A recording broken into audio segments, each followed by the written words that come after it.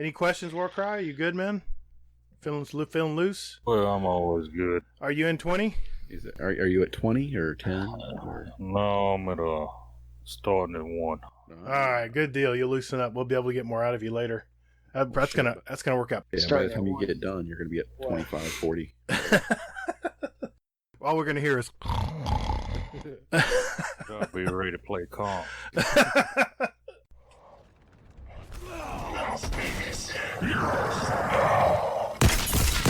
Guardian down.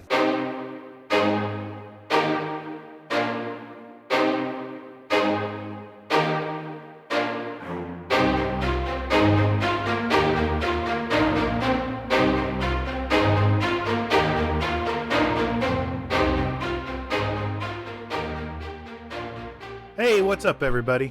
Welcome to episode 2 of Guardian Downcast. We are 3 dads that talk about anything Destiny and other things in entertainment and gaming. I'm your host, The Gator, and I'm joined by my partners in crime, Hazel and Easy. Fellas! Hey, what's up? Hey. Oh, it's not a repeat of last week. Nice. Well, hey guys, we did it. We made it past episode 1, so I guess it's official now, right? Yeah. Sure. Okay. I wanted to make a couple of announcements before we get started. I mentioned last week that Kingsley Mack had a wife that was a teacher like my wife. It was actually Sin. These guys sound so alike. When I was listening to their podcast, I must have misheard who was saying what. You can reach Sin at Sin Media on Twitter. Sorry about that, Sin. Also, we are now famous, boys. Famous? Yeah. You mean from the waist down? Again. No, not like that, Hazel. No, we were mentioned in a Cosmodrome vodka ad on the Barely ADS Nice. show. Yeah, wow. To have a company like Cosmodrome Vodka give us some street cred, dude, that's awesome. I can't ask for any more than that. So, Dat Ben Malone, Xanafan 711, and Slapshot Scott, they have a great show over there. They have outstanding musical taste. They had a fundraiser a couple weeks ago. They were playing some great local music, and I mentioned to them, man, you guys should do that more. I think they were streaming live on Twitch. It was a really good hang. It was just nice just to stick around and listen to music and stuff. It's really Very cool. nice. Yeah, it was really cool. So, Good stuff. all right, to start things off, I wanted to introduce our very first guest of the show. He's probably not as well known as some of you out there in the community, but he's been gaming with me for a full decade now. And he's not too shabby in the Crucible either. Don't tell him I said that. We're talking about my friend, Warcry. How you doing tonight, Warcry? All right, Let's pretty go, good. Warcry. What's going on, Easy? Warcry, man. Good deal. So just wanted to give an overview of the show. We're going to start off by getting to know who is Warcry. We're going to be catching up on the past week, talking about the latest news from Bungie. And we have 3, not 2, but 3 new segments of the show tonight that we're going to explain later. We'll answer any Twitter or Discord questions from our community. And finally, we'll each add 2 songs to put into our new Guardian Downcast Spotify playlist. Holy crap, guys. We got a jam-packed night. I don't know how we going to be able to get this done tonight? I hope so, man. No. I hope it's better than that mission I ran Division 2 last night. I heard about that. It's pretty brutal, huh? Well, let's do it, guys. Let's get cranking.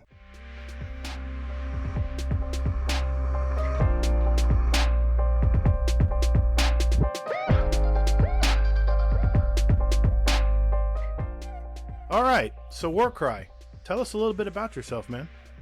I'm from North Carolina, near the Virginia border. Born and raised here, never left. Working ever since I got out of high school. Nice. Never went to college. I was tired of school. I'd never tell that you're from North Carolina. Just kidding. I currently am a distribution supervisor at a food manufacturing plant. I got a beautiful wife. I got 2 beautiful daughters. Oh, man. 2 girls. Oof. Ooh, rough. That's going to be rough. Good luck with that. House full of women. Oh, I'm surrounded by women too, man. I got 2 female dogs, my wife, my daughter's here half the time, so I know how you feel, man. When I had dogs, they were all females too. How many bathrooms do you guys have to accommodate for all that? 2.5. You have your own? I get the outside. That's like me. I pee in the backyard. He gets the outhouse. That's brilliant. That's awesome, Warcry. How did you get into gaming, by the way? I actually started with Pong. I don't know if y'all remember that. but I'm probably the only one here who does. Hey, I played it. Okay, all right, jeez. It wasn't nothing but two paddles. That's all it was on the screen. And I played it the many a time by myself. Yeah, I remember that game. Hey, dude, that was video games back then. That's all they had. First coin-operated video game I ever played was at a store down the street where I lived at, and it was actually a Star Trek game that Star Trek. didn't have like regular graphics. It was like stick graphics. Oh man, like asteroids, right? Yeah, it was like worse than asteroids. Wow. And I thought it was the most amazing thing I ever seen. Of course. I spent every quarter I had on it. Yeah, I can relate, dude. I had a job and all my paychecks, I think it was $100 a week or something, just went right to the arcade. Yeah. Wow. And then when I become teenager, they opened up a arcade in the mall, and that's why I stayed at all the time. The mall arcades, they were rampant. They were so much fun. Oh, yes.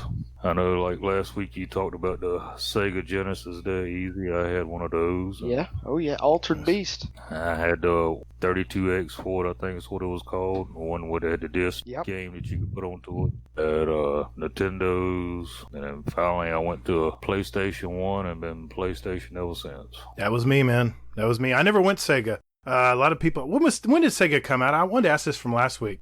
Did it come out the same time as Nintendo? In 1983, the NES came out. I would say 84, 85-ish. I don't think it came out before the NES, but it was about the same time frame. So yeah, it's been out a while now. Man, if you look back, it was like just every few years there was some major breaks in gaming. During the Sega Genesis time, they come out with the handheld Sega Genesis. That's right. Yeah, the Game Gear. Oh Yep. yeah, I forgot about that. I had one of them. Wow. I was jealous of that. Well, I only had one choice of one console, and I stayed with the 2600, and then I got a ColecoVision. And after ColecoVision, went straight to NES, and then PlayStation, kind of like you did, Warcry. Nice. Tell us a little bit about. I mentioned last week that I was in an over 40 clan, and how I joined up with the AGA, the Adult Gaming Alliance. Can you kind of take us back how that got started? When I first got PS3, I never played online before. And I started playing Bad Company 2, and then started wanting to find a clan. Finally found the OFC Over 40 clan. So I joined them, got to know quite a few of them, eventually become moderator there. We had there was a kind of a falling out there. Don't think some of the Wii people really like the PS3 people. Console wars started. Yes, and one of the moderators had liked to make videos and stuff. I was trying to make a video to kind of promote OSC and get more PS3 players there. And, one of the Wii admins went on there and made some kind of comment, and then it just blew all up. So, and a few of the admins who were on the PS3 decided to break off. Then they ended up mentioning it to me, and I kind of broke off with them, but I was still on the OFC site too, trying to get the rest of the PS3 people to come with us. Yeah, I remember that. I remember that video too. There was a girl, wasn't there, in the clan that made banners for everybody, and she made me one even. She kicked butt. You remember what her name was? I cannot remember now. I can't either. She made awesome videos. So she was behind that video for the AGA or the PS3 side of Over 40, right? Yes. Gotcha. I'm sorry. Go ahead. Then we broke off, went to the AGA. I became an admin there, and we had a simple website. Well, we wanted something different. We ended up going to Engine, and where you could get free websites. Well, I created a website. Everybody liked it. They joined over, and I became owner of the website. Ran it for a long time. I would think I was on that website for 3 years, maybe more. It was a long time, dude. Yeah, because I ended up making you a moderator on there because you play both systems. To help do both sides. Right, I remember that. Yeah. Yeah, it was Very pretty cool. nice. At one time we had probably close to 300 members between Damn. PS3 and Xbox. It was a big deal. I mean, you guys had multiple channels for different things. We had different we had different clans because you could only put so many in a clan. And then it came down to that clan wars, I think, is what was our downfall in Call of Duty. Call of Duty, clan wars, and we had, because see, our whole theme was you take care of life, family, work, and we take care of your game. In other words, no, we're kind of a laid-back clan. It wasn't, you had to do certain stuff. Right. We had that clan wars because you had the hardcore ones that wanted all the emblems and all that stuff, and I understood that, but I also understood the other part of people that didn't want all that, but they still wanted to play, and that blew us all up. Yeah, I remember that was tough. I didn't even want to do it anymore. I turned over ownership to somebody else and actually left. Is the site still there, or did it fold up? I think it folded up because a lot of the stuff that I had put in there, you had to pay. I mean, That's right. The basic free site was free. All the stuff I had in there, we had to raise money to put in there. I put money in there, other people did. You know what? I don't. From just past experiences, that everything is chipping in money. Then you get a bunch of cooks in the kitchen, and I think that's usually, if you don't have a solid. You know what's The website itself was great. Dude, the website was very sophisticated. I mean, I was moving all over that website. I think I used every inch of it. I was posting Call of Duty like montages and stuff. I'd post them in there, and everyone was really cool. You know, it's like, oh man, that's awesome. That was a great game, man. And all I know is it was a slick site. Yes, and we even had AGA juniors.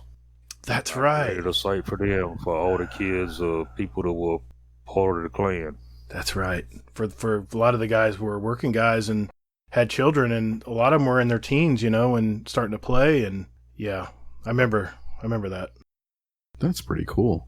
Yeah, it was a big deal. And I know what I was going to say. One of the admins, he was from, I think he was from Jersey. You know what I'm talking about, Warcry? Flatline. Yes. Flatline. Yes, Flatline's Ghost. I remember I was He wasn't a doctor. No, he wasn't. He wasn't. No, he was. Yeah. And me and him were playing Battlefield one day, and we were just talking in chat, and I said, hey man, this site you guys have is really nice. I said, I've never really been part of a big community like this before. And he goes, well, you know what the problem is, Gator, is everybody wants to have a site, but everyone has a different idea of how they want to run it. And that really hit me hard. I was like, that's exactly what explains most sites, the reason they go up and down all the time. Yeah. That's the reason why when I had that, all the admins had the same controls I had. The only thing they couldn't do was shut down the site. Because you were that ownership of it. And now Discord does everything that site ever did, and more, probably more now. It has super communication and stuff. That's why we love our Discord. And I wanted to mention again how excited we are that so many people dropped by and joined us. Yeah, but, for sure. I second that. But that's what, that's you were kind of at the early stages of what Discord is now, Warcry. Yep. Yeah. And then I kind of floated around for a while. I actually was playing Battlefield with, I think it was the OC clan. That used to play Battlefield all the time. Mm-hmm. And one of the guys, two of them on it I played with a lot, ended up getting Destiny when it came out.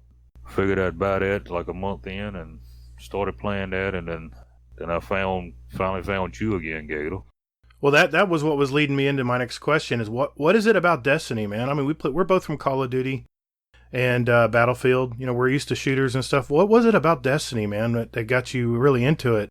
And what was do you have a favorite moment you wanted to share with us? As far as getting into Destiny, I was slam burnt out on Call of Duty. Did not want to play that anymore. Preach. Yeah, so I was getting burnt out on Battlefield and ended up, like I said, a few of the guys I played with bought Destiny. I figured, what the heck, I'll go play that because they started playing that more and more than playing Battlefield. So I bought that, played with them, and when I first went in and went to the first open area where I looked and there's other people running around, they're not shooting at me because I'm not playing PvP, I was playing PvE. Exactly, man. We're all doing the same thing.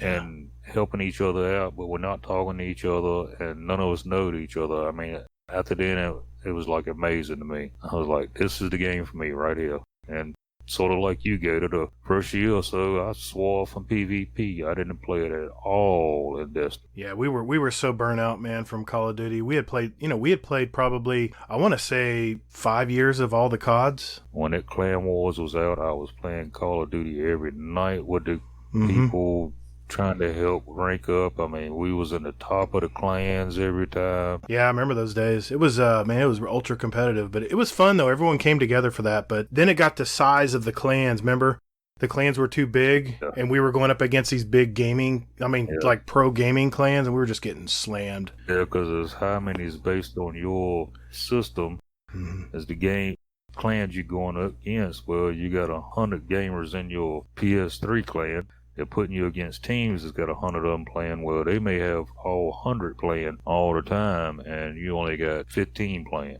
Yeah, it wasn't a perfect system. It definitely had its flaws, and No. I think they were just getting into that. And I've bought it. I'll admit, I bought a few. Like I bought World War II. I bought a few of them, but once I got into them, I was like, nope, not as good as Destiny. It's like nothing is measured up to Destiny. And I'm hoping with Borderlands 3 coming up that'll be a good game to play as well. Yeah, I think that'll be mainly PvE. That's one That's thing true. that I love. Just to kind of chime in here is that whatever you have in PvE, you're able to the PvP, and whatever you got in PvP, you're able to bring in PvE. And I hadn't played a game. I don't even know if there's really a game out there that has the same system that I know of, and I thought that was excellent. When you dropped in, you had everything that you had no matter what ways. I thought that was great. Yeah, I agree, man. I agree.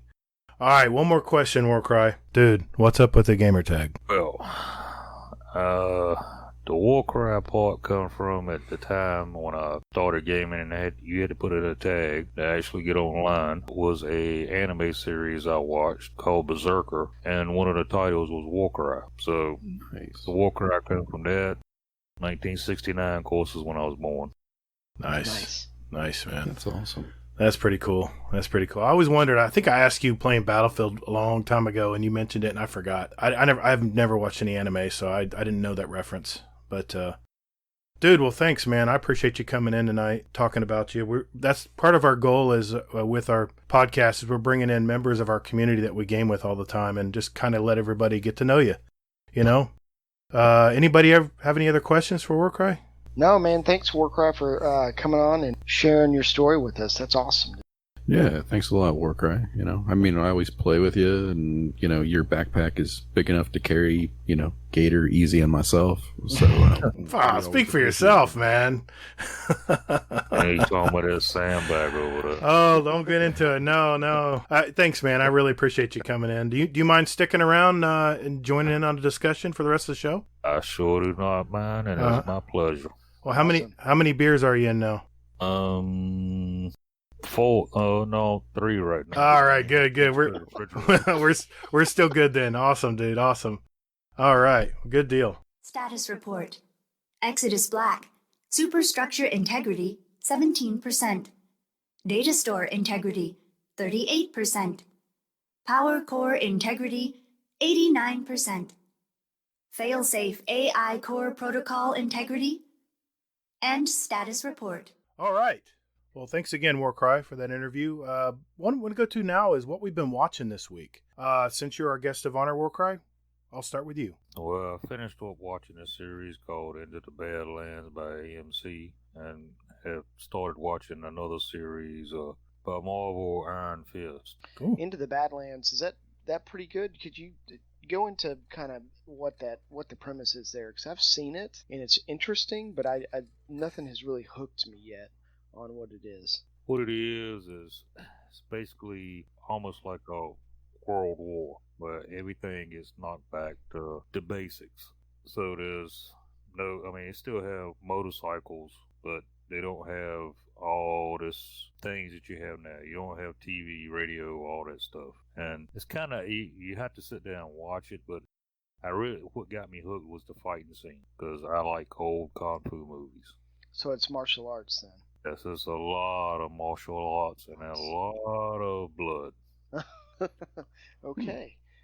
Interested. Yeah, nice. Okay. Yeah, I watched like the first couple episodes of it. I don't know. I just kind of bounced off of it. I don't know what it was about it, but I've heard a lot of people like it, so I'm kind of tempted to go back and start watching it again.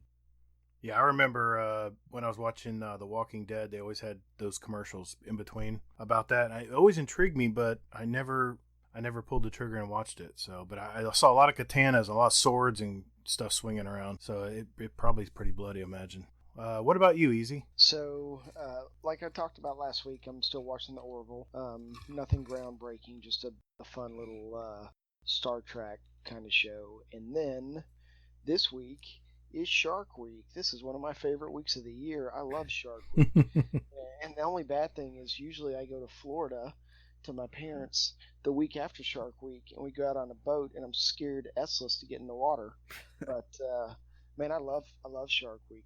There's a series they have called Air Jaws, and it's all about great whites in South Africa, and they use the technology and the cameras and the production value that goes into that is phenomenal. I almost watch it just for the HD capture and the 4K display and the environment as much as the sharks. But yeah, it's Shark Week, man. I'm pumped.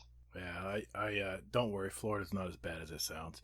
Everybody keeps thinking everything's crazy and going to pieces in Florida. I don't know what the hell these people are talking about.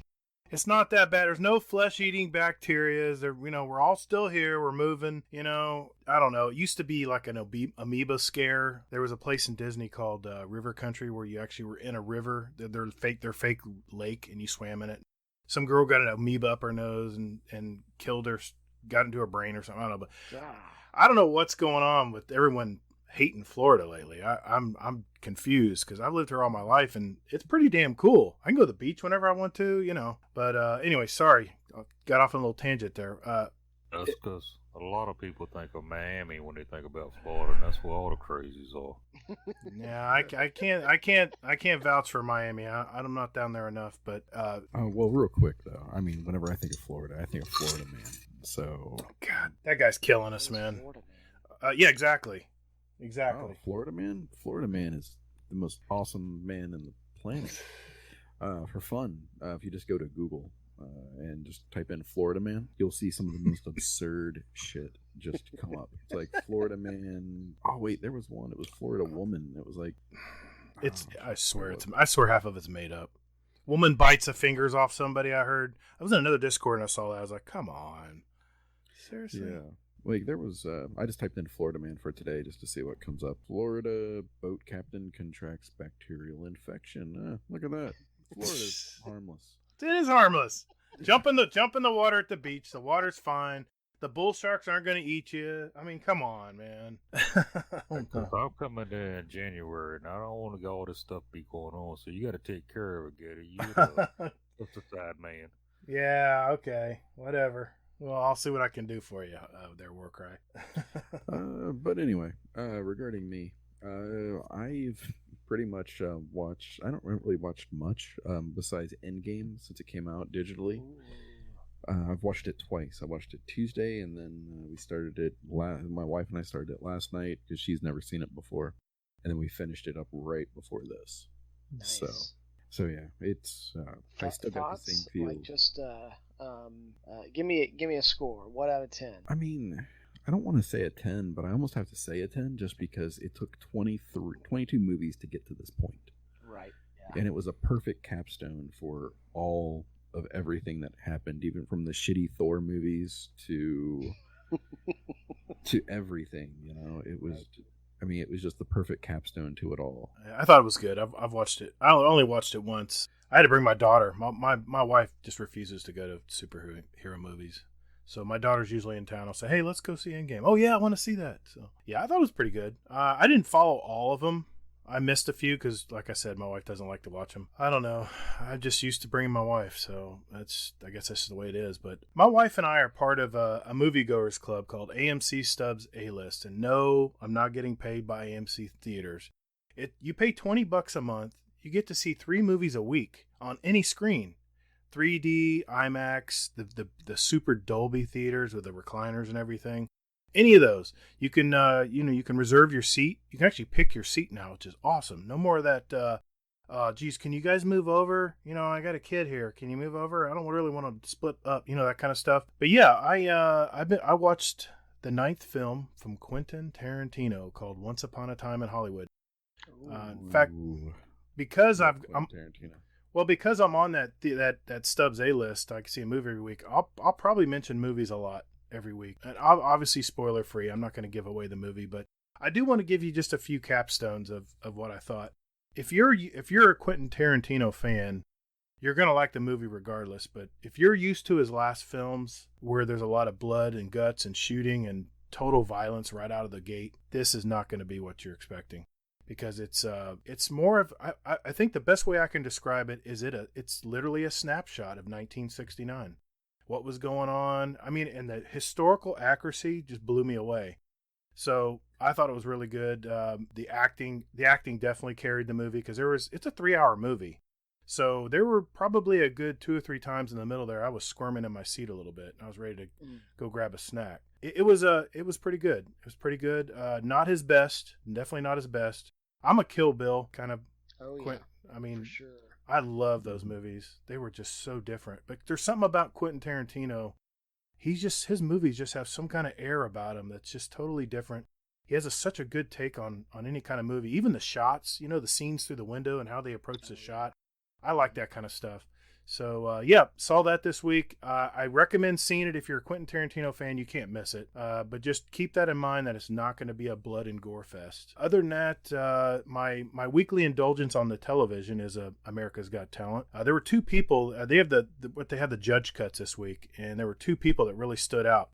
There was a comedian on there. He's 60 years old.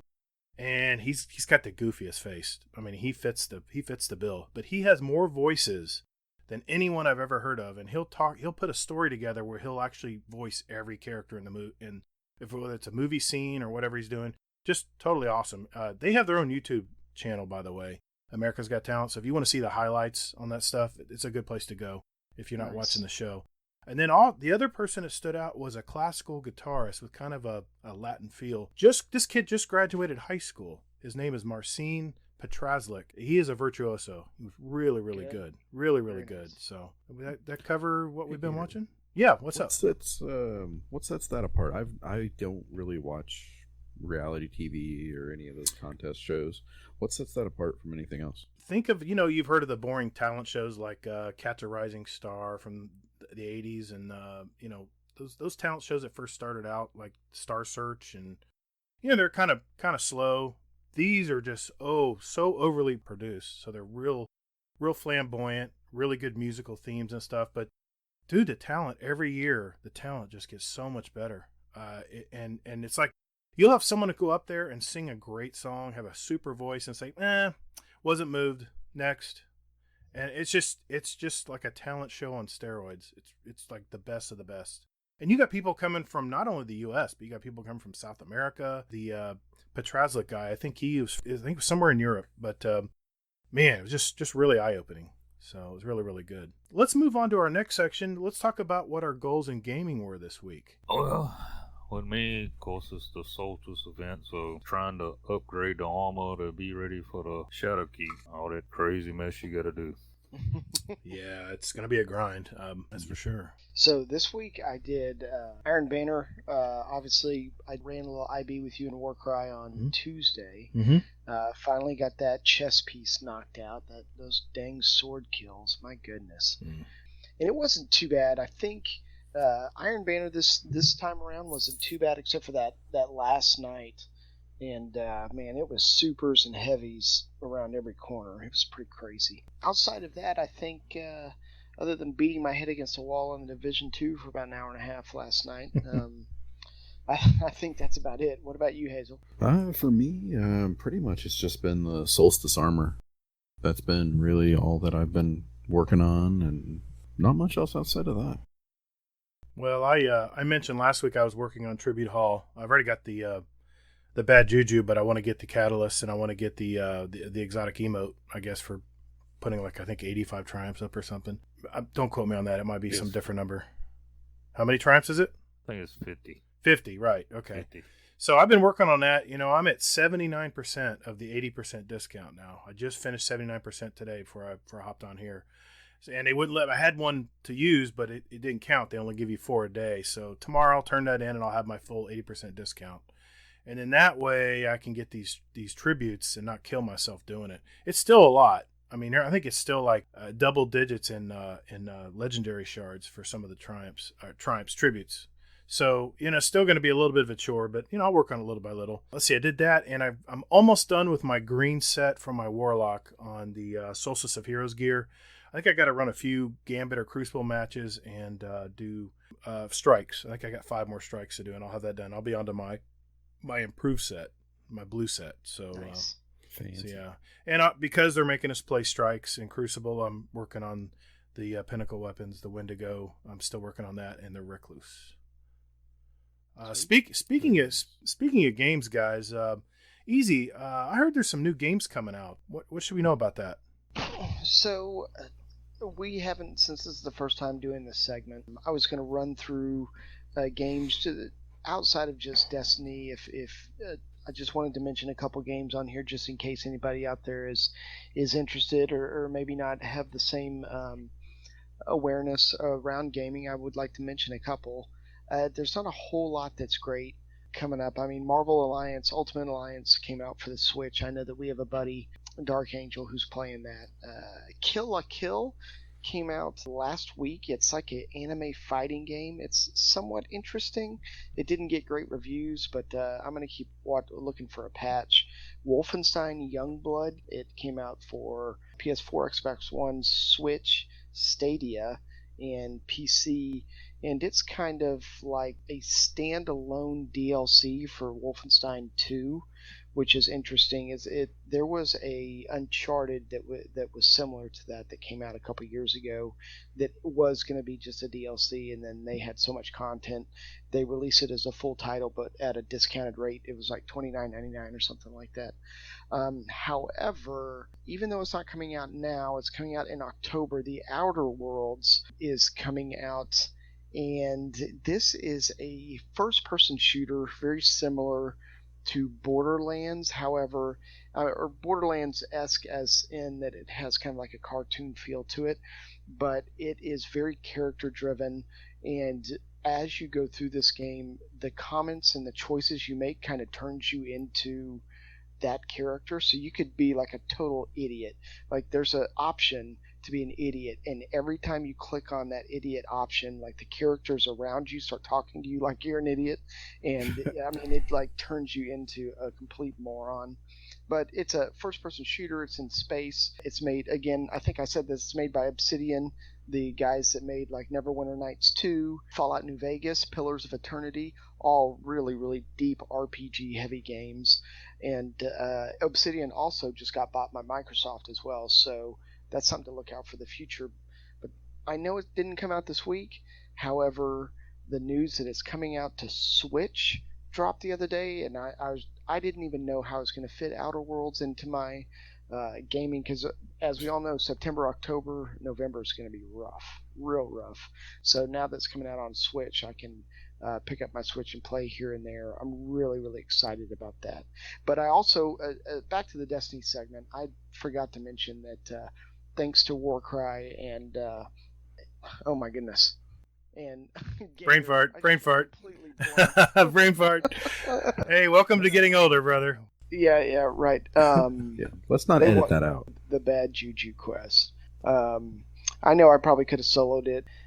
Again, like the Division 2 last night probably wasn't too hard, but when I get in doing something solo that's somewhat challenging, it just frustrates me. So I hear you. I appreciate that, fellas. Yeah, absolutely, man. Pleasure. Yeah, it was a lot of fun. I love helping people out. It's always pretty cool. Yeah, it's pretty cool. Good time. Yep. All right, well, sounds good. So let's move on to our next segment, This Week at Bungie.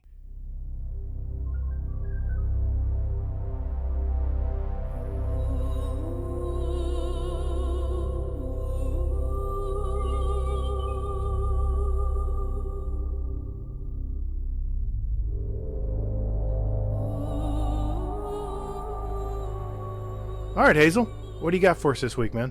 For the news, lots of Destiny news was dropped today. The love child of Luke Smith and Mark Noseworthy, aka Shadowkeep and New Light, will be baking in the oven a little bit longer, just until October 1st. With that, Solstice of Heroes is still at its scheduled time. Moments of Triumph will be extended for another 2 weeks, I believe, until September 17th. But most importantly is the loot. They are doing a shit ton of tweaks to all of the quests that we have. So it's like they're taking the cap off of everything. Gambit Prime and Reckoning weapon reward rates will be highly increased, according to them.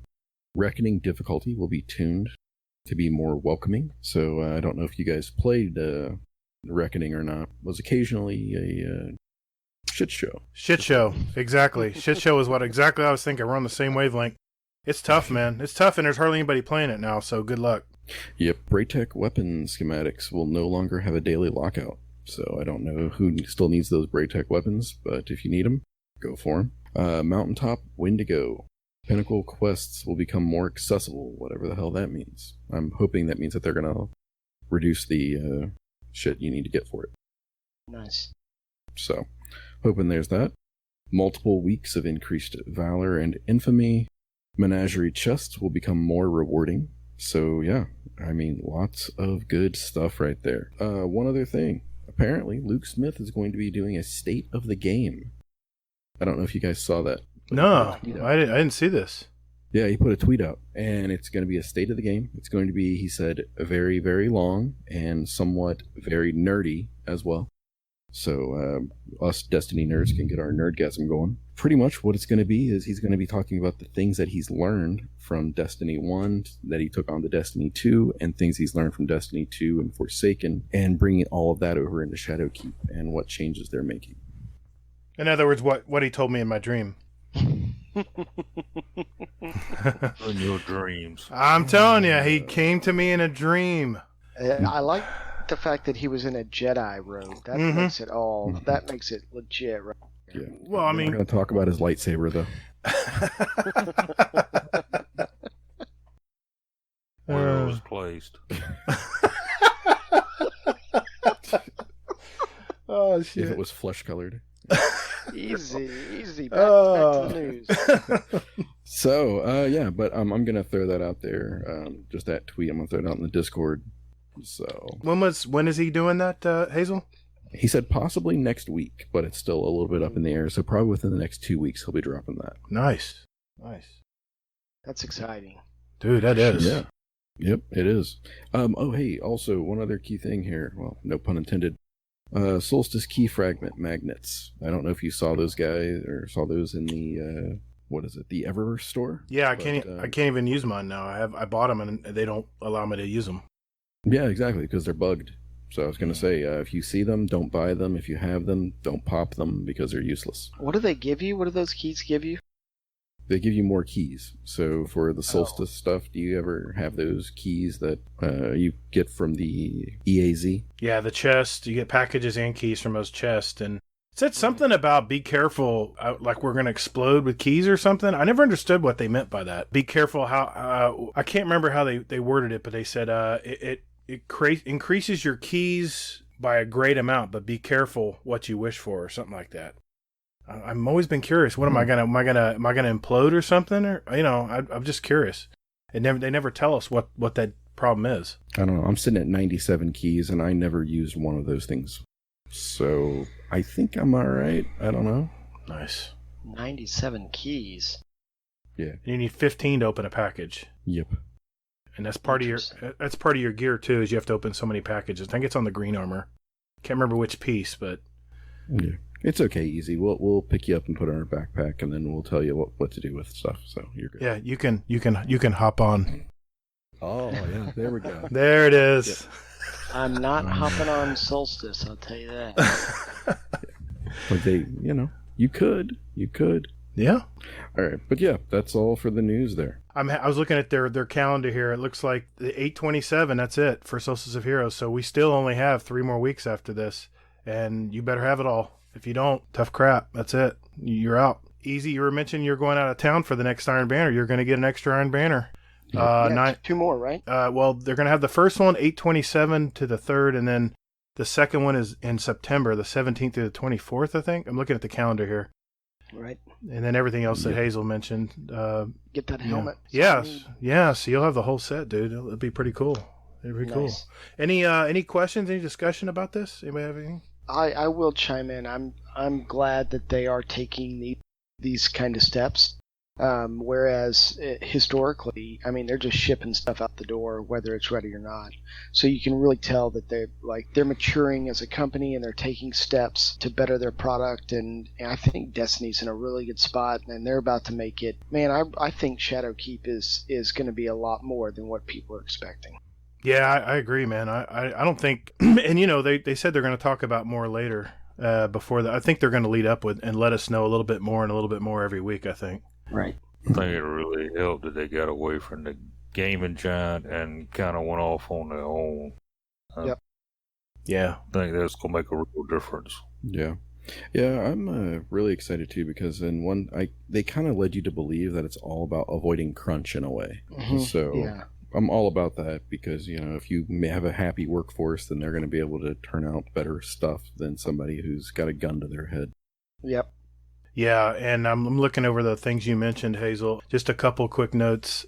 I still don't have the auto rifle for Gambit Prime Reckoning, so I'm hoping I'll get that. And I do need some of the Braytech schematics. I'm still short on those. I'm trying to get I'm one thing away from getting my Wayfarer. I'm already dredging, but I wanted to get my Wayfarer because I've done so much of that stuff. The mountaintop I never even pursued, so maybe it'll be worth pursuing this time. I don't know what that means by more accessible, but I guess we're going to find out in the coming weeks. It's just another question too.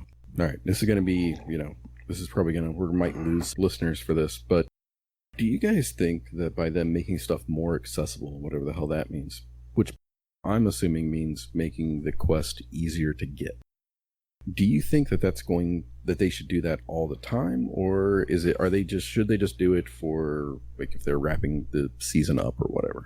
So I think that as long as they have enough stuff, they'll be fine, right? And I think that's what the balance discussion was on D2 Vanilla, is that they made things more accessible, but there wasn't a lot to get, right? So people got stuff really quick, and there was nothing else to chase. At this point, I mean, it seems like I log in every day, and there's a billion things to do, right? So I think as long as they keep the RNG pool deep, as long as they have these really lengthy quests, they'll keep their audience. I think so anyway. I don't know what accessible means. I know running 40 strikes when you hate running strikes to get the Wendigo. Not to mention you gotta kill shit. So I don't know what's that based on. I'm at 23% now on my killing crap. I'm like, okay, what's gonna make that? So I got to go around with a stupid grenade launcher and get double and single kills, and hopefully it moves it. It seems like it's a grind, more of a grind than some of the other stuff I've done. I don't know. The menagerie chest, I still think they're gonna pop more chest at the end there. I think that's what they're talking about there. Maybe the hidden chest idea like you had last week, Easy, about, Yeah. I think they might adopt that because that's what they do exactly in the EAZ right now. It's kind of, what sucks about the EAZ is I get stuck in these damn buildings and I see where it's at. I have the ghost on that tells me where the chests are when I get close enough to them, but I get so confused because they're up high and behind a wall, and it's like, son of a bitch. I mean, come on, man. Blonde moment for me, which you'll notice I have a lot of these. So I kept seeing the chest as well, like picking up the sensor, and only until you said that, and then me looking at dim, realized that I had an EDZ ghost on, and that's why I could see it. I thought you could just. Well, I heard it in one of the videos on YouTube talking about it, that it was worth a try. It was worth a try, and it does work because I get close to. You got to be really close to them though. So they'll give you like they give you like a flash of where they all are on the screen, and you're like panicking. You're like, holy shit. Okay. Hopefully the blueberry is going to go that way. I'm going to go this way and see if I can get this one. Because when the blueberry gets the chest, you get the reward too. So, but one thing I noticed, I got to mention this. One thing I noticed, and I was a little pissed about this, and I mean, it just came out this week. There's already AFK people sitting in the back, reaping all the rewards from the chest and not doing a damn thing. What is up with that, man? I mean, I don't know. I don't want to get into it about people who sit in, forges and farm materials. You know who I'm talking about here. I'm not going to mention his name. Oh. I know there's a couple other offenders out there too. I'm not going to, that's different, materials and costs and stuff, but making other people get your chest for you. Come on, man. So new activity too. I understand it on other activities when you're low light affecting people that are grinding Yeah. that stuff, but this is a brand new activity. It just came out. Yeah, and the more bosses you kill, the more chests you have, the more chests you can go Right. get, and it gives you more time to get them. So why wouldn't you be in there trying to help kill the bosses? Because every boss you kill, I think that location pops a chest. So I don't know. I just want to mention my little pet peeve there. I was playing just 1 or 2 games, and I know some people were sitting in the back at the spawn still, just sitting there. I'm like, what the hell's going on here? I'm busting my ass to kill these boss. I turn around and he's still sitting in the spawn. And then I realize he's getting all the chest rewards and not having to do anything. Then the screen Smart- at the end pops Smart up and people. he's got 0 kills, 0, 0, 0, 0, and he's getting all the gear. Anyway, that's not how you play Destiny, man. Come on, that's Right. just a bunch of crap. But okay, all right, I'm off on a tangent. Let's move on. Oh, we slayed a gate lord. Okay, this is going to be a new ongoing segment by Easy, and it's called Weapon of the Week. Easy, what's this all about, man? So what we're going to do here is we're going to look at weapons that I've come across as a casual. These may not be tier 1 top tier weapons, but these are weapons that I find fun to use. And not being a top tier player, these weapons kind of help me move along in my gaming experience within Destiny. So this first one is I'm sure you all know, it's an Iron Banner pulse rifle called Claws of the Wolf. It's a rapid fire frame, 540 RPM, 34 in the mag, which is roughly 11 shots per reload. And if you don't get good perks on this gun, I think it's kind of trash because it bounces all around the place. But if you get a perfect roll, which I feel like I did, and I even checked myself with Fallout plays, and I think there was one other guy that I saw on YouTube that said the same thing. I was like, yeah, you know what, this may be top tier. So for the sights, I have small bore. Small bore gives you extra range and stability. Now with the fast firing pulse rifle, you're not going to get a lot of range, and the stability, depending on which one it is, can be a little lumpy. So both of those help. My tier 1 perk is ricochet rounds, which also gives range and stability. So my first 2 trees right there are giving me a little bit of that extra range and helping me keep that gun as straight as possible. Tier 2 is my favorite perk of all shooters ever in the history of mankind, and that's Outlaw. Precision hits make you reload super quick, and if you don't have that, Alcatraz Gaming, if you watch his YouTube video, he says it best. The regular reload on this gun is trash, so you need something. You either need Masterwork with reload or you need tier 3 perk is full auto. Full auto allows you to get your best time to kill with this gun, and when it's just firing as fast as it is and you've got a little bit of range, which you do already, and you have stability, that full auto just helps you just lay waste. And I got a Masterwork stability, which I knocked up to 10. And then on top of all of that, I added a counterbalance mod, which helps keep the gun vertical and it doesn't push it off to the side every time you pull the trigger. And it is a friggin' laser beam. It is awesome. I love this gun. Have y'all picked one of these up, and what do y'all think? Yeah, I've got 2 actually in my inventory. One of them is small bore ricochet rounds, Head Seeker, and Rampage with a range nice. Masterwork. That's a great PvE roll right there, I feel. Yeah, I'm all about the Rampage. And then I bet you are. it was a shitty movie with The Rock, but what can you do? But then I've got another one that's Outlaw and Kill Clip with Reload Masterwork. Nice. That was the one that they sold. I think it was like the first time they came out with it. So Right. Yeah, Gator, what about yours? You guys are going to laugh. I got 5 of them with all different rolls. Now, this is a weapon. I haven't used it a lot. I'm a pulse rifle user. I have that exact roll that you just mentioned, Outlaw and full auto.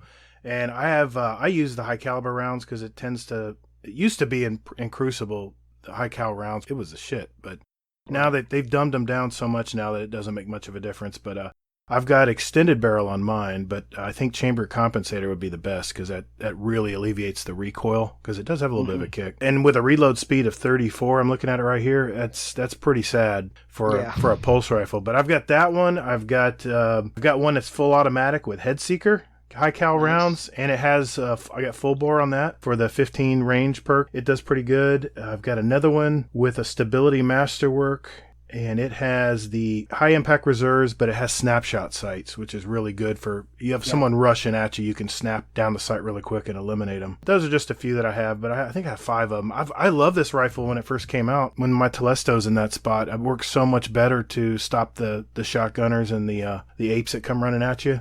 Hazel, you know, the guys who like to punch shit all the time. So I always just lay a little path for them to run across, and boom goes the dynamite. You got one of these guns? I did have several when it first come out. Then better pulse rifles came out, and I kind of got rid of them. I think I got one in the Postmaster right now. It had a pretty decent roll. I can't remember what it was. I kind of been letting it sit in there until I have a chance to mess with it. That's cool. Yeah, like I said, if you don't have a perfect roll on this gun, it's going to be tough. It's going to be tough to use for sure. Well, Outlaw is really nice to have. I have multiple rolls only because I go into Crucible and experiment what seems to work for my... it depends on your play style, how you do it. One thing I noticed is I got killed by this playing Iron Banner beginning of last week, but the guy was sniping, but he needed something he could draw quickly to, anybody tried to rush him, and that's a problem with sniping now. People know you're sniping, they come right at you, and he whipped that out and blew me away. So it must be working good. It just depends on the situation when he's on. It's a mid to close range gun. Yeah, if you get in a long range battle, you're going to lose always. But within that optimal range, it's a great gun. I got to mention one more thing. I was watching Fallout plays. He was talking about stability perks and stuff, and I don't know if you guys knew this or not, but he was talking about that number. If you look at your stability number, he says the closer you get to 5... recoil direction. A recoil direction, I'm sorry. Yeah, recoil direction. Mine is 53 on this one. The closer you get to a 5 number, the more upright the recoil is going to be. So keep that in mind when you're putting... and I think a counterbalance mod, what does it add? Like 15, I think? Plus 15 on recoil direction. So keep that in mind that you want to be close to the 5 number. On that last number needs to be 5. Obviously, the higher that number gets, the more stable and the better recoil direction you're going to get. But this one had a recoil direction of 53, at least the one I had on. But that's where barrels can make a difference too. So I think that's a good roll. Outlaw, you can't beat Outlaw. If you get that headshot, man, and you can even almost hip fire that thing. It's so fast. Did you have something to say, Warcry? Like Fallout said, you got to look at the hidden stats on all that and see whether or not a counterbalance mod is right for that weapon. Yeah. Right. It can hurt you. It can actually make the weapon pull left or right instead of, you think you're helping it, but that 5 may put it on the totally opposite direction. But Fallout, man, he tests everything. So he's my guru when it comes to PvP stuff like that. But yeah, that's a good weapon. Easy. I think that's I got one that dropped last week when I was playing Iron Banner, and it's a fun weapon. I loved it when it first came out in year 1, but there's so many pulse rifles out there now. So, and Telesto is the besto, so I'm sorry, Telesto's going to win that battle every time. Like I said, the thing about Crucible, it's so wide open right now. If you have a different play style or you have a gun that really works for you, just stick with it, because most of the weapons are pretty close as far as damage numbers. You can get down to the nitty gritty if you're really highly competitive. But no, I think that's a good weapon, Easy. That was a good pick, man. I didn't see that coming from you. I didn't know you were a pulse rifle guy. I love pulses. The Grasp of Malak was one of my favorite guns in D1. In this same archetype of that. I know I may never get that back, so this is my substitute. Yeah, well, that was a good segment, man. I think that's going to be really fun, and I can't wait to see what you pick next week, or I don't know if you're going to do it bi-weekly or what, but I'm looking forward to seeing what you choose next. Awesome. All right. It'll just wait till you get to Recluse. then it'll replace that, right? And so I'm glad you brought that up, Warcry. So this segment isn't about top-tier weapons. It's more of like what casuals and scrubs like me can use to help try to combat all the top-tier players. So you can combat all the people like Gator. Yeah. Oh, come on, man. Jeez. All right, let's move on to our next segment. Only 1 minute left. All right. So this segment is called the Speed Run. We have a database of 66 randomly asked questions, and you have 60 seconds to answer as many as you can. These are short 1 or 2 word answers, so be quick with them. We're going to keep track of how many questions were answered by our featured guest, which will be Warcry today. They're going to be randomly asked, so no one can memorize the order or know what's coming up next. So it's going to be perfectly fair as far as how many you get right. So the guest with the most questions answered is going to win a prize at the end of the physical year, and it's going to be sweet. So Tonight I'm going to ask the questions randomly from our list. Hazel's going to verify that Warcry has got the same correct that I have written down. And then, Easy, you're going to be our timekeeper. Think of this like Family Feud, you know, where you have the 20 seconds to answer as many as you can. Ready, Warcry? Yep.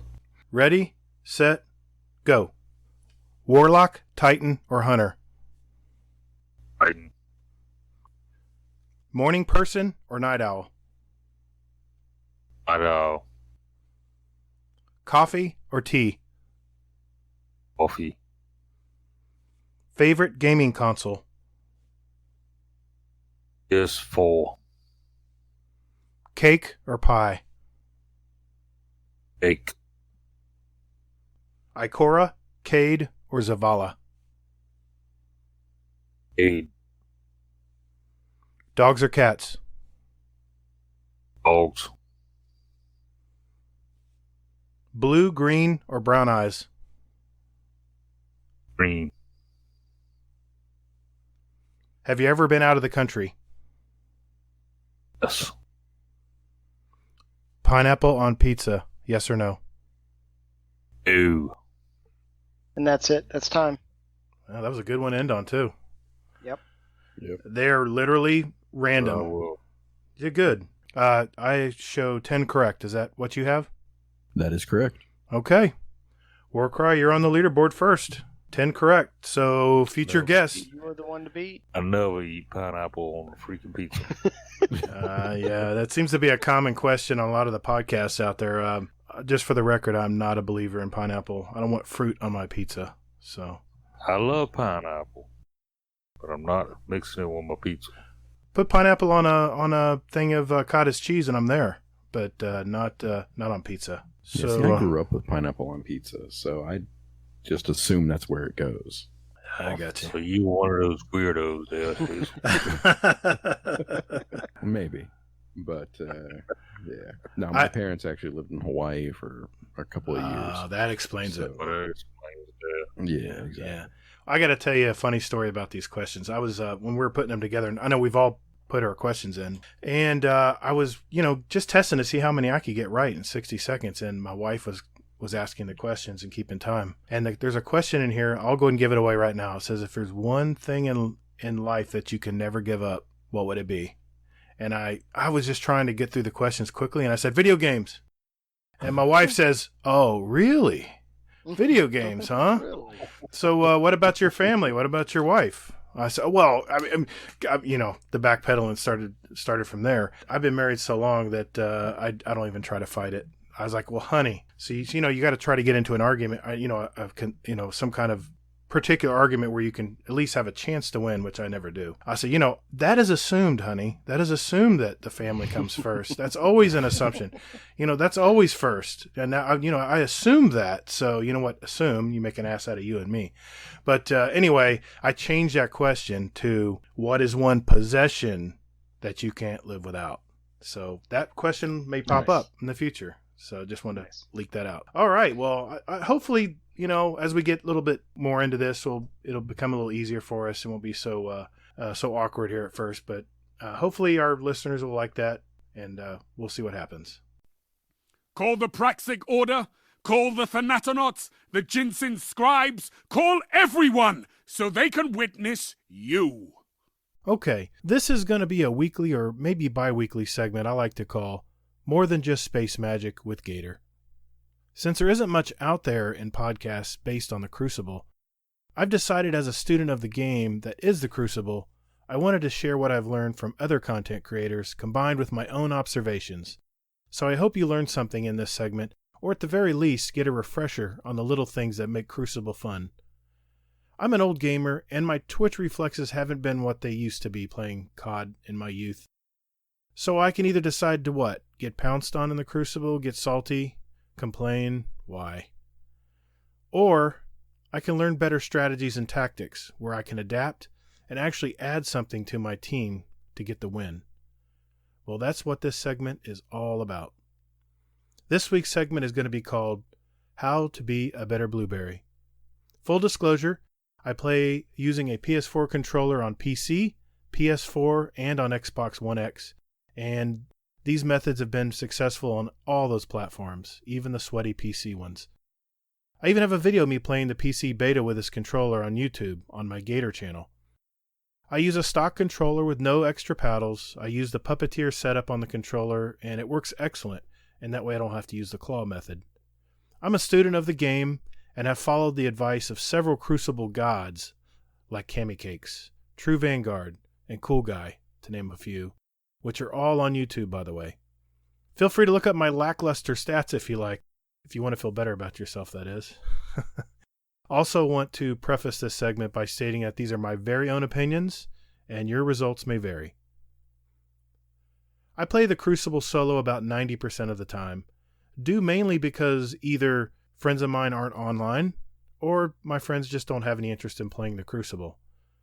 So I've learned how to be a better blueberry.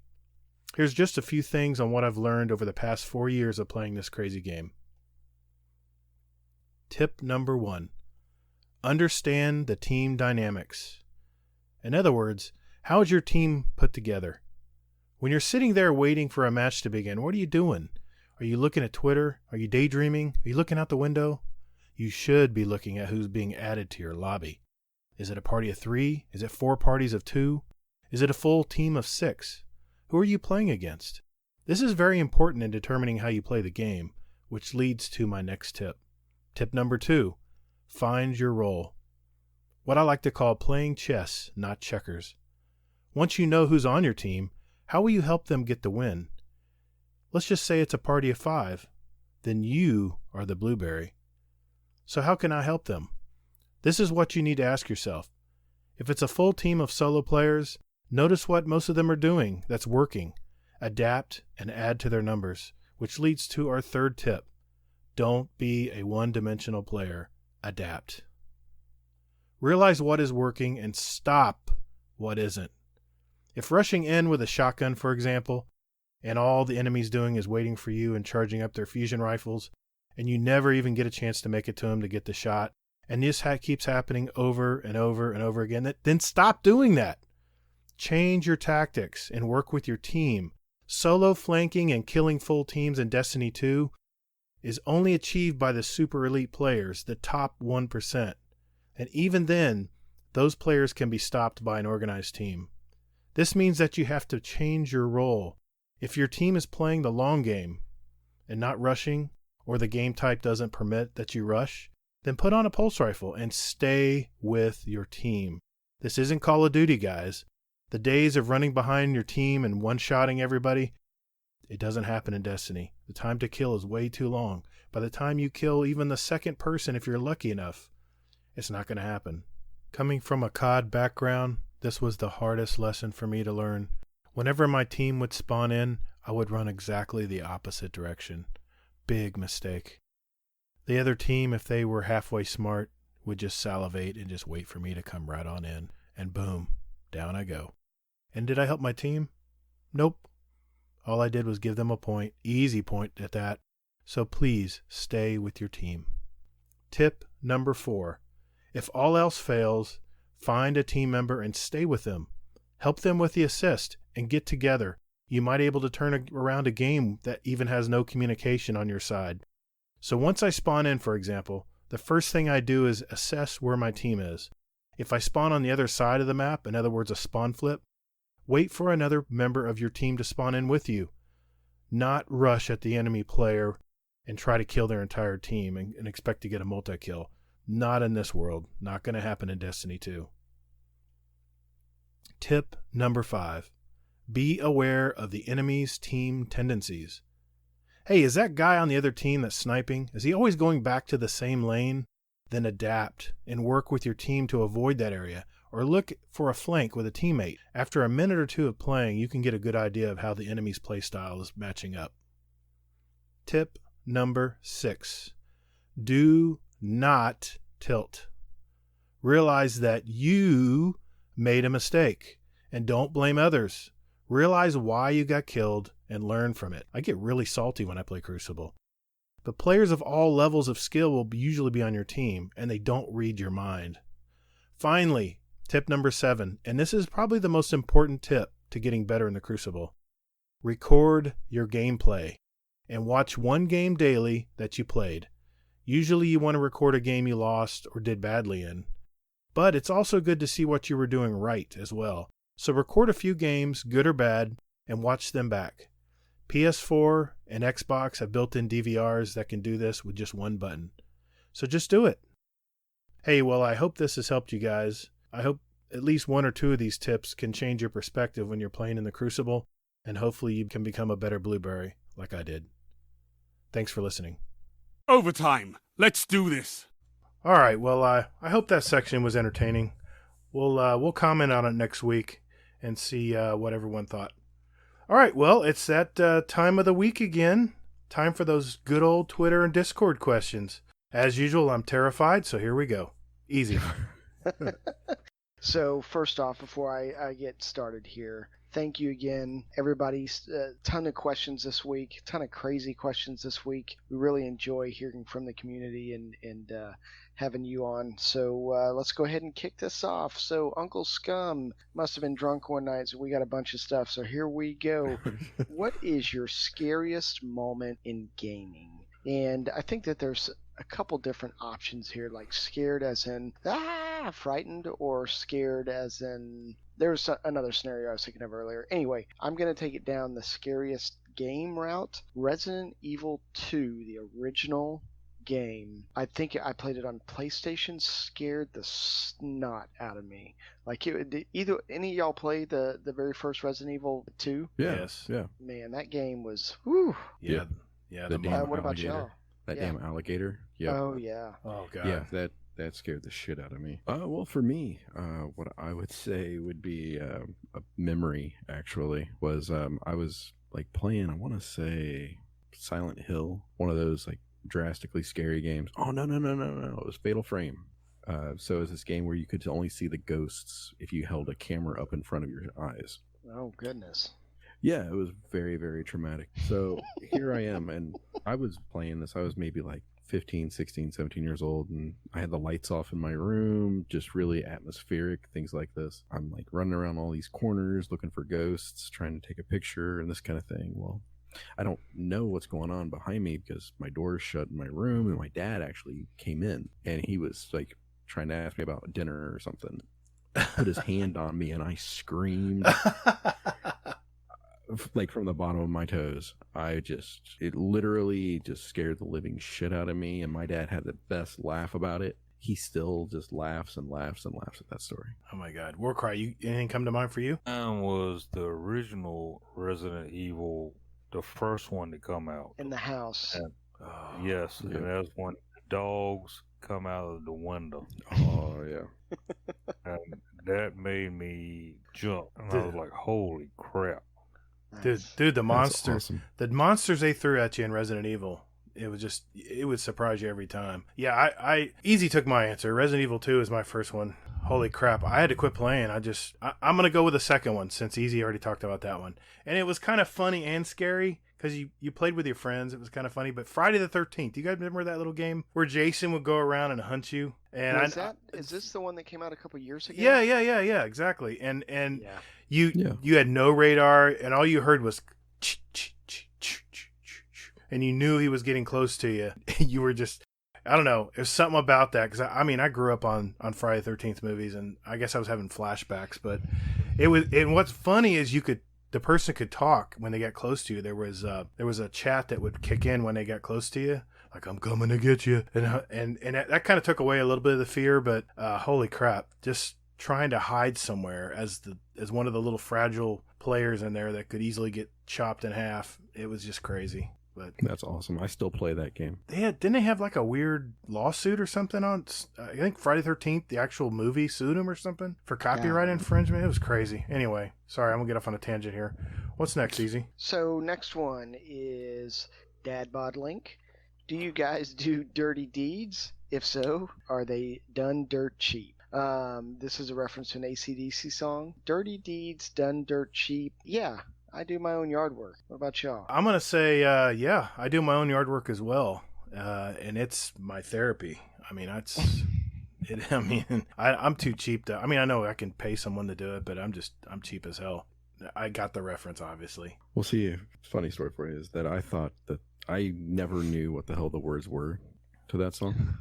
Oh no! Oh, really? So I always thought it was like Dunder Chief. I always thought it was the Thunder Chief. Yeah, Dirty exactly. The Thunder Chief. Yeah, I thought it was like I don't know where the Thunder hell that Chief. came from. Yeah, I don't know. I was like, well, fuck, it's rock music, you know. Who knows, you know? They're you play it backwards, it's the devil. Just that for me, yeah. Is there any other way to do dirty deeds? Good point. Exactly. Warcry. What do you Warcry. think? Yeah, I do my own yard work. I do my own house repair work. I do it all because I'm just a cheap bastard. As you get older, you start realizing what stuff costs. You're not as so frivolous with your money anymore. I gotta Right. save all my money for alcohol so I can get to my 20. There it is. Exactly. There it is. I was gonna just ask Warcry. Warcry, how many are you in now? 6, but that was only because I ran out.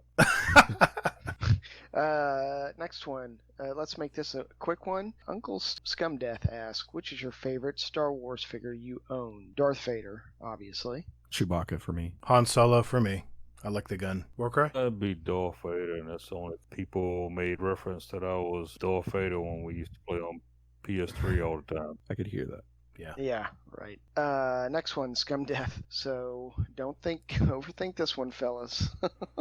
Should male porn stars always wear their socks and shoes whilst acting? My response is that if they're a porn star, they're playing Russian roulette with their life every time they go into shoots. So, yeah, let them wear socks. What about y'all? Hazel?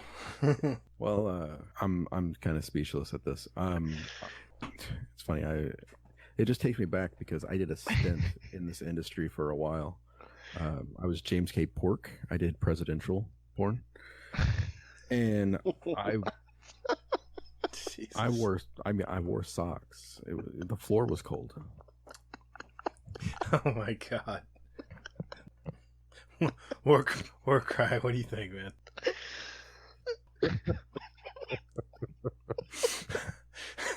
Damn it, Hazel, you took my answer.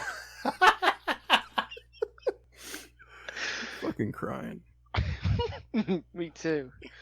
Oh man. All right, so he took your answer. I don't know what porn is, guys. Next question.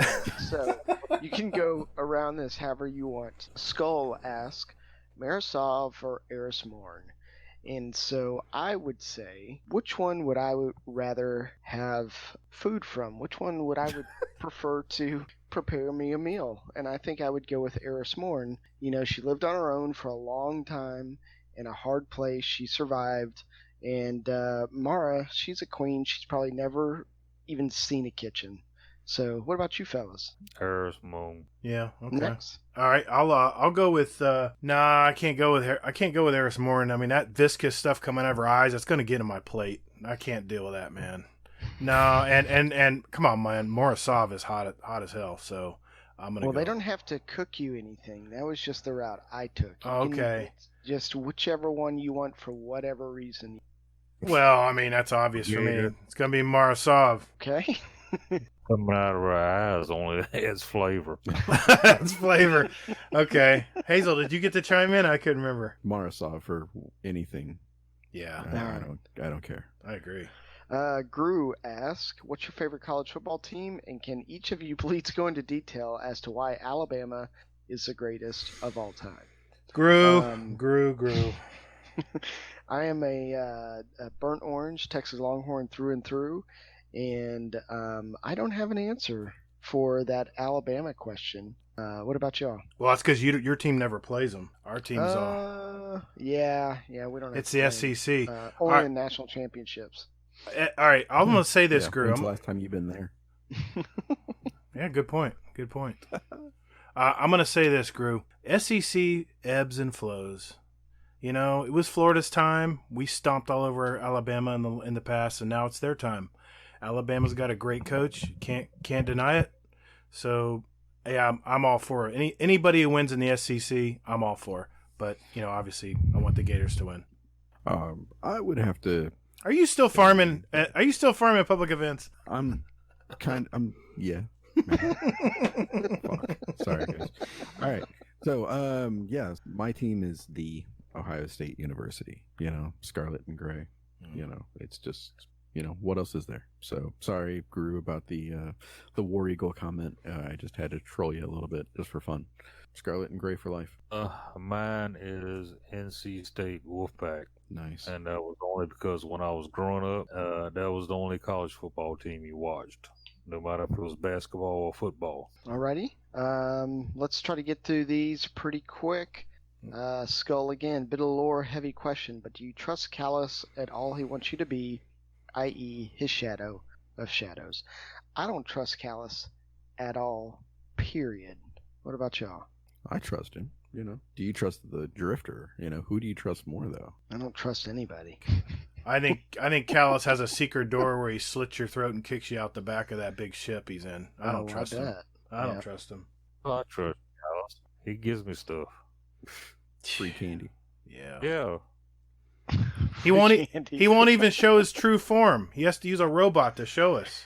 Oh, you know what? They talked about on DCP that they would laugh if it's like Wizard of Oz, where you get to like the final raid of D2 or whatever, and it's just like this little scion sitting behind a big curtain. You know what I envisioned? I envisioned, on one of the first Men in Black, this big giant alien. You pull back the helmet or the head, and there's this little tiny little alien running the whole thing with sticks and levers and stuff. That's what I always think of. I could see it being maybe Cade or the Drifter. Like, hey, trying to help you out, guys. As long as he gives me alcohol, I'm fine with it. Okay. That's what's in his cup, right? Yeah, you're right. Oh yeah. It's true. It's true. Chubby Wizard asks, when you make a peanut butter and jelly sandwich, do you put peanut butter on both sides of the bread and then jelly in the middle, or do you hate America and put peanut butter on one side and jelly on the other? Well, if the logic stands, I hate America. I'm putting peanut butter on one side and jelly on the other. Oh, I don't eat peanut butter and jelly sandwiches. All right, that's an easy answer. There you go. I wouldn't be here today if it weren't for peanut butter and jelly sandwiches. Amen. Preach, brother. Amen.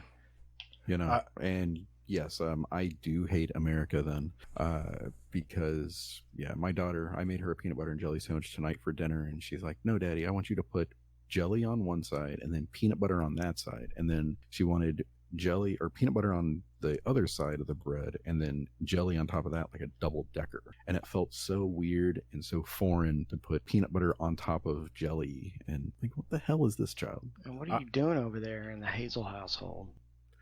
That's a very good question. I was questioning everything myself.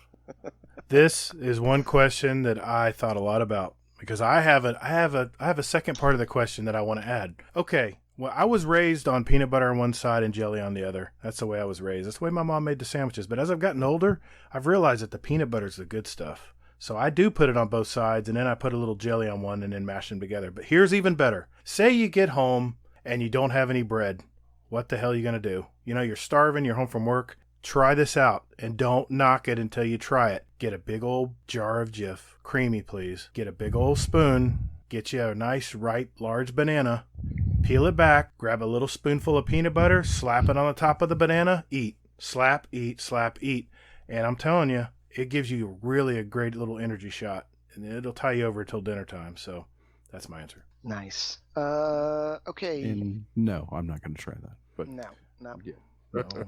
So let's make this real quick. Skull asks, top 3 favorite raids and/or strikes. So I'm just going to go one strike, both Hive-centric. I think that the King's Fall raid, for multiple reasons, lore implications, just everything about that expansion, I still think King's Fall is my favorite raid. And against public opinion, I still think the Omnigall strike is one of my favorites. I mean, I know that we farmed it a ton back in D1, but I always loved that strike. What about y'all? I like the Omnigall strike. I mean, it was kind of hard. It was rewarding at the end. And as far as raids, King's Fall. Nice. Okay. For me, in D1, I was very much an elitist, so I would have to say that for me, Strike was Crota, because, I could solo that. That was pretty easy. I loved it. That was my favorite Strike. And then my favorite raid was, I just got to go with King's Fall as well. It was just great for the memories and everything. Yeah, I was a big fan of the Dreadnought. That was where I spent a lot of time just wandering around. And I'm reading the lore now. I'm in the Book of Sorrows. I'm reading it now, and it's talking about how how he designed the throne world into that dreadnought now. It's pretty cool. So King's Fall, definitely my favorite, but strike wise, I'm going with the very first strike that you play in Destiny 1. That's the one with the servitor. And only because it was the very first strike, I'm like, what the hell is this? This is kind of cool. Different than just walking around and stuff. So Nice. Next question is from Grugrux 43. What would you consider your best accomplishment in Destiny? I think the three hosts here went into detail last week. So Warcry, what about you? What do you consider your best accomplishment in your Destiny lifetime? I'd say when I got the Galahorn. Nice. Where did you get it from? And I actually got it out of a random chest. Damn. I mean, everybody else had one, and I was just farming. I got it out of a random chest. It was a legendary engram. I went and turned it in, and it turned into the Galahorn. Nice. Shit. Where did you guys get your Galahorns? Vault of Glass. I got mine from the extra chest in Vault. You know, isn't it funny how we can remember our first exotic in Destiny 1, but can anybody have any really great memory of any of your exotics in Destiny 2? I can't think of anything. That question's been asked a lot. I disagree with that whole sentiment. Exotics, I think, are just different. But I didn't get a Galahorn in D1. So they can take RNG and throw it off a bridge because I think it's garbage. But I like and we'll get into it, I'm sure, at some point. I would much rather have exotic quest. A chance to go get something. The RNG stuff is just like I didn't have a Black Hammer, I didn't have a Fatebringer, and I didn't have a Galahorn all year one, and I did all those raids and ran 3 Nightfalls every single week. You know, and I don't think people realize Destiny 1 how much more of a grind it was than Destiny 2. Dude, We've got it a lot easier in Destiny 2, and I don't think people remember. I think they have a short memory. The year 1 D1, it was a grind for sure. Yeah. So, okay, we got 4 more here. Let's get through these. Drafty asks, what is the most embarrassing thing you've seen your co-host do in a game? This happened recently with Hazel. He couldn't figure out why his progression for his Thorn quest was going down.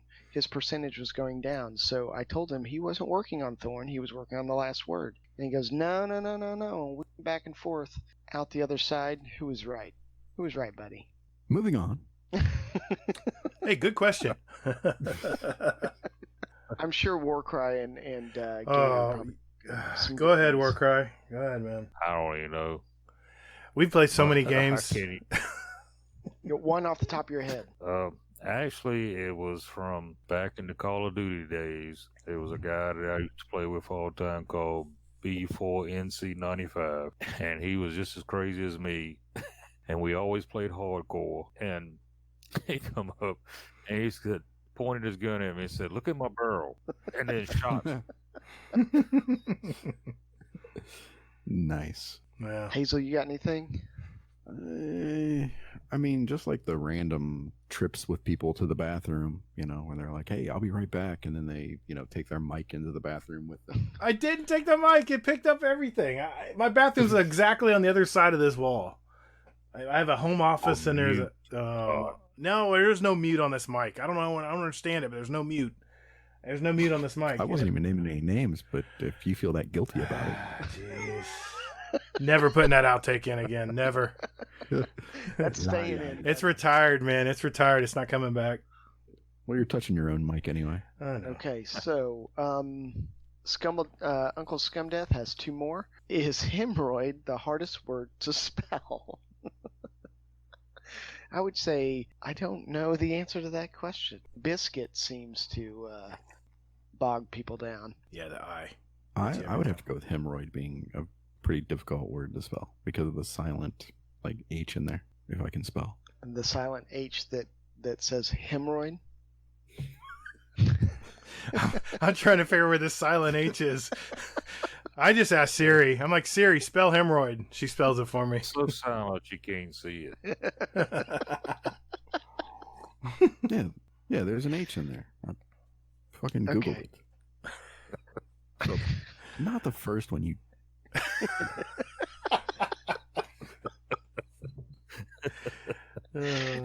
All right, I'm going back to Destiny. Okay. Go farm. With 2 more. We're almost at the top of the mountain. All right. Scumdeath asks, if you went to a cosplay party, which gaming character would you be outside of Destiny characters. I think I would probably be Spider-Man. Because of the latex? Yes. That's why, because of the latex. Where do you think, Warcry? Laura Croft. Oh my god.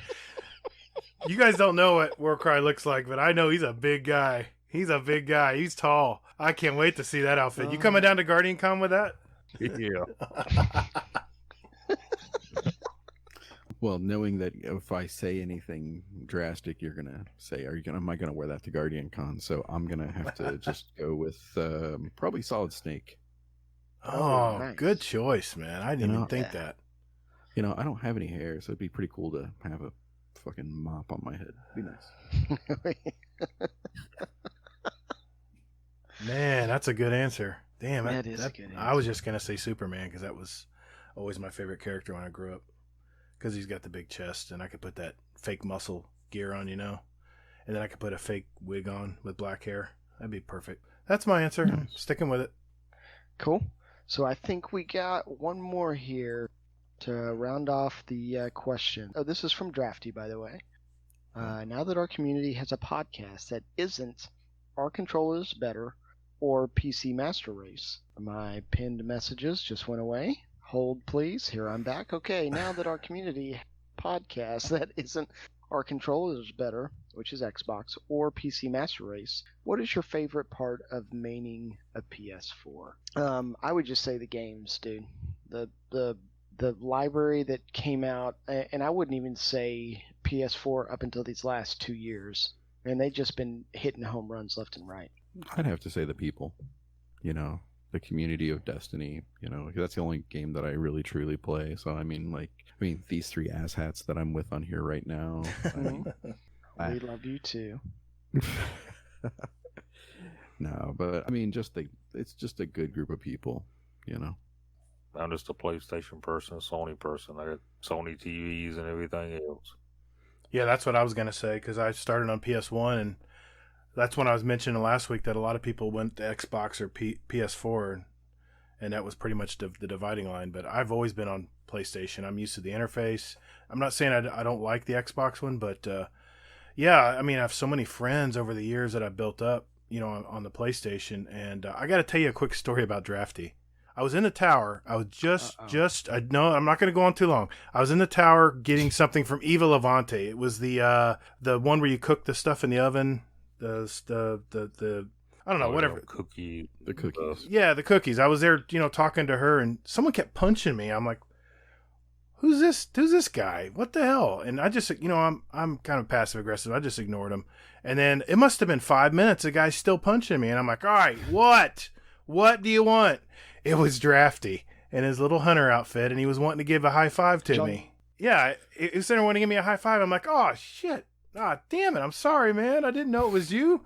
If I would have seen Drafty above your head, I was in my menus. I was talking to Eva Levante. I didn't even see it, but yeah, funny story. I thought that was really cool. It was when I first joined this community.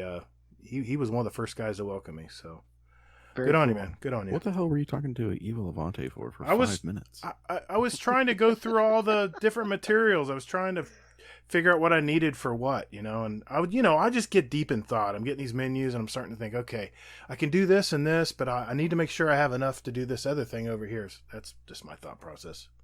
Trying to get her You're number. having another one of those dreams, Hazel. Trying to get her number. No, she's a little old for me. Sorry. She could be my grandma. There you go. I think we're there, and I appreciate all the questions. Keep them coming, and we'll field them week after week. See if we can't get some goodies out of it. Thanks, guys. Yeah, I second that. Thanks, guys, for all the questions and submitting them. And I wanted to just remind everybody that we do put a tweet out, not a Twitter. We put a tweet out or a tweeter. Tweet. No tweeters. Tweeter. No tweeters are going to happen this week. Yeah, we put a tweet out. Usually the day of our show. We record on Thursday night. So if you want to reply to that, and I'll pull questions from there as well. And then, of course, our Discord channel that has the podcast question channel that you can actually put your questions in. So our final part of the show, we're going to pick our songs for the Guardian Down playlist. It's basically a little sprinkling of what all of us like. And we're going to be adding 8 songs tonight. So it's going to really grow quick. So just search for Guardian Downcast playlist on Spotify. And let's see, who wants to go first? I picked Flightless Bird, American Mouth by Iron and Wine. It's a kind of a softer song. Had a loss in our family recently, so kind of chilling out with that a little bit.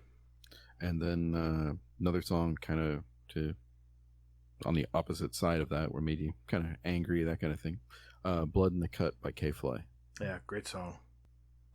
Mine is Amazed by Lone Star, and that was because that was my wedding song. Nice. And then Back in Black by AC/DC, because that's what I used to listen to in high school all the time. Nice, man. Can't go wrong with AC/DC. Cool. I'll let Easy finish up tonight. I'm gonna pick. I didn't think you guys would know this one. It's called "I See You" by The Horrors. It's on the Luminous album. If you like an 80s kind of an old techno synthesizer song, if I first heard it, I was like, oh my God, it's like a flashback to the 80s. It's a great song, so you guys might like that. And one of the classics, just one of my favorite songs, I like to work out to this song. It's called High Roller by the Crystal Method off the Vegas album. So I've got two here. One is I almost went to rock and roll again. I don't only listen to rock and roll or metal or whatever you want to call it, but I did go with the first one is Sundara Karma, One Last Night on This Earth by the Ophelius Alphabet. Is the album title. It's an excellent song. It's actually another one of those where if you just hit play on the first song and just let it run, it's unbelievable. It's upbeat, it's fun, lots of instruments, great drum beats. And then I went with Aesop Rock with Leisure Force on the album Skeleton. He's got a great sound as well. And it's not quite real hard rap, but he with the sounds that he mixes in, there's a lot of guitar that he puts in there. It's just it's a great sound. So awesome, both great choices. Yeah, good deal. Those are some good songs, guys. I can't wait to hear them. Well, ladies and gentlemen, that's it. I just wanted to give a shout out to one of our new followers on Twitter. That would be at Grugux43. That's GROOGRUX43. Thanks for following us. I appreciate that. And I wanted to thank again Warcry. Appreciate you coming out and talking with us, putting up with our shenanigans. And where can people find you, Warcry? On PlayStation 4. My gamer tag is Warcry 1969. Oh, there went another beer. That was another beer. Don't go to the hard liquor, man. Stay away from it. He found number 7. I think he found number 7. I think he found another beer. He had to blow the dust off of it. Jeez. It was hidden. Oh my God, he found one behind the milk. Holy crap. How about you, Hazel? The Hazelnut, the TheHazelent on Twitter, and then just Hazelnut on PS4, HAZELNT. So you can find me on Twitter at VasoVA22. That's at VASOVA22. You can find me on PlayStation at BDG0210. And you can find me on the Xbone at Easy Pooty. Oh my gosh, that's awesome. I like that name. You can find me on Twitter at Todd the Gator. My gamer tag on PS4 is GATR, all caps, underscores in between. And from what we're hearing, cross save is going to be coming the end of August, so I will soon be on Xbox and PC again. I can't wait. You can also find us on iTunes, Spotify, Google Play, Podbean, Stitcher, and probably a few others out there that I'm not mentioning. You can also email us at guardiandowncast@gmail.com. We have a Discord as well. Just search for Guardian Downcast. I'll put a link in the show notes. I promise I will this time. And that's it. All right. Well, thank you all so very much for listening. There goes another beer. Oh, my God. And later, Guardian. Have a good one, guys. Bye.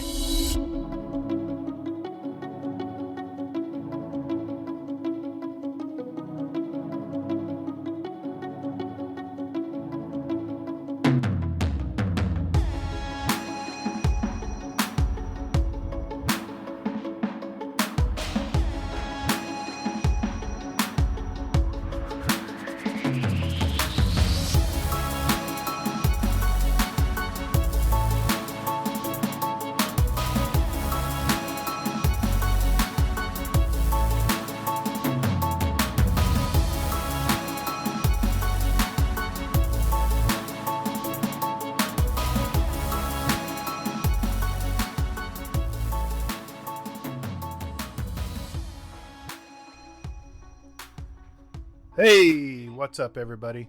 Welcome to episode 2 of Guardian Downcast. We are 3 dads that talk about anything Destiny and other things in the entertainment and gaming industry. I'm your host, The Gator, and I'm joined by my partners. My blah, blah, blah, blah. Go. For fuck's sake.